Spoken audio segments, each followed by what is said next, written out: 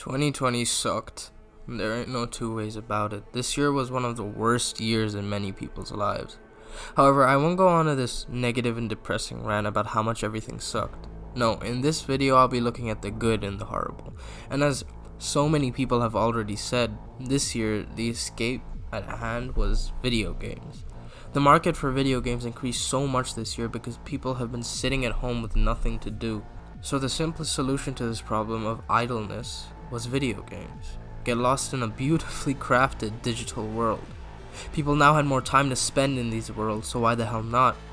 This year was one of the best years for high quality video games. So here's my list for top 5 best games of 2020. Keep in mind I play only on a PS4, so I haven't had time to try some of the really good games on other platforms. Hopefully one day, if this whole YouTube thing works out, my options will expand and I can try all the phenomenal PC and Xbox games. Before I go on, I'd just like to ask you to like the video if you enjoy it. Consider subscribing if you're new and click the notification bell so that you never miss my uploads. Leave a comment on what your favorite games were this year or what you played the most. If you'd like to keep up with me, my socials are linked below, or you could join my Discord server to make everything easier. Thank you for watching. Now on to my list. Mortal Shell was quite a pleasant surprise.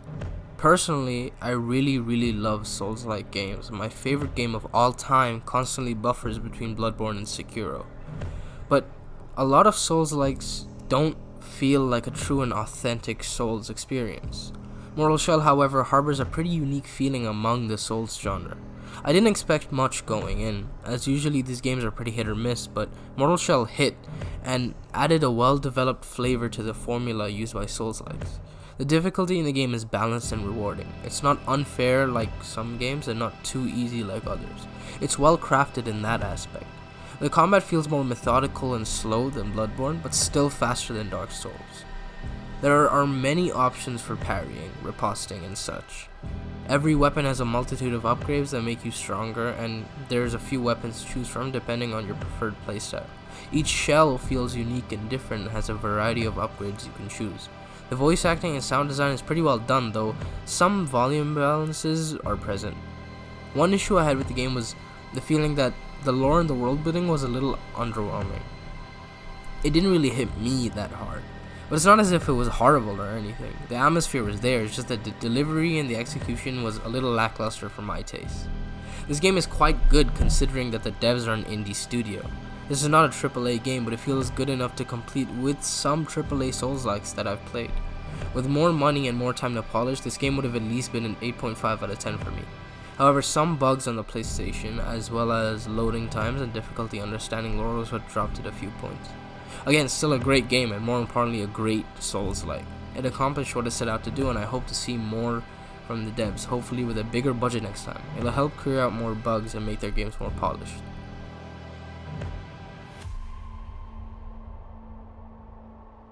And speaking of bugs, holy shit, Cyberpunk has so fucking many. I've played around 9 hours of the game so far, and let me just get my negative thoughts out of the way now. It runs like hot garbage. There is a huge problem with pop-ins, unrendered textures, glitchy menu screens, render distance, buggy animations. Again, I play on a PS4 Pro, so I truly feel for those who play on the original base PS4, because the bugs would be really bad on that. They take away from an otherwise very good game. From an optimization perspective, Cyberpunk is horrible. But now that the negatives are out of the way, Cyberpunk is a terrific RPG experience. I've only played a bit of it so far, but the whole experience of the game is good enough for me to be able to ignore the bugs and still give it such a high score. No game is perfect on launch, and I feel that the only thing that takes away from this game is its poor optimization, because the detail in the world is astounding. There's clearly a lot of effort put into the story, the characters, the world building, the mechanics, the menus, and the experience in general. I just wish they spent more time optimizing the game. That's why I gave it an 8 out of 10, because the bugs are substantial enough and prominent enough to dock a whole point and a half from the game. If this game ran smooth as butter, it's definitely a solid 9.5 out of 10 / 10 out of 10. but the fact that the poor optimization messes with so much of the experience is something I hope CD Projekt Red handles efficiently and quickly. The mechanics in the game are good. I enjoy the freedom of playstyle as well as the character customization. I feel that it's a little lackluster, but that's merely my own fault as they did deliver on what was promised. I did enjoy the combat. For me, it's a tad bit reminiscent of another RPG I really like, The Outer Worlds. However, the variety of combat options sets it apart from a game like that.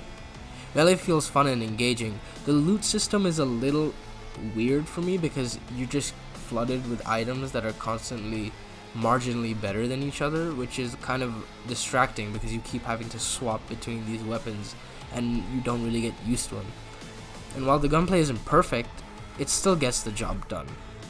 Mind you, I still have to sink a lot more time to fully get everything, so I'll have a more in-depth review of the game out sometime this week, as well as possibly a separate video of my thoughts on the situation of the game in general.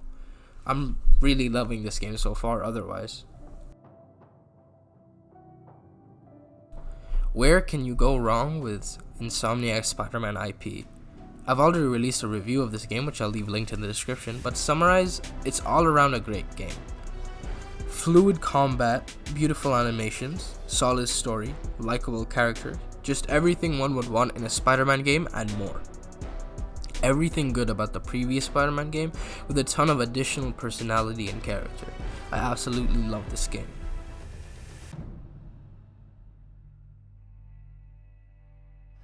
Sucker Punch delivered on everything they promised with this masterpiece of a game. Ghost of Sushima was a perfectly crafted masterpiece from start to finish, minimal bugs on release, and a stunning artistic style.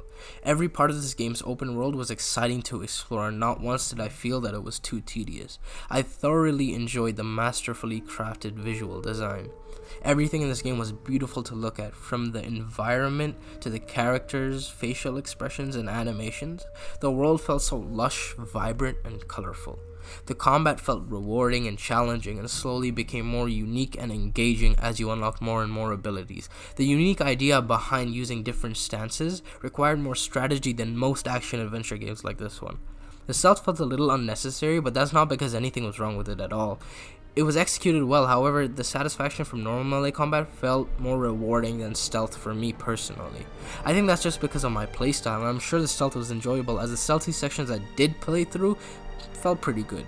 The mechanics present were all useful, and I felt like every weapon on the roster was really good. The world building was done quite well and the story was executed with finesse.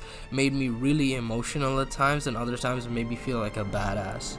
At times it was a little predictable, but that's fine.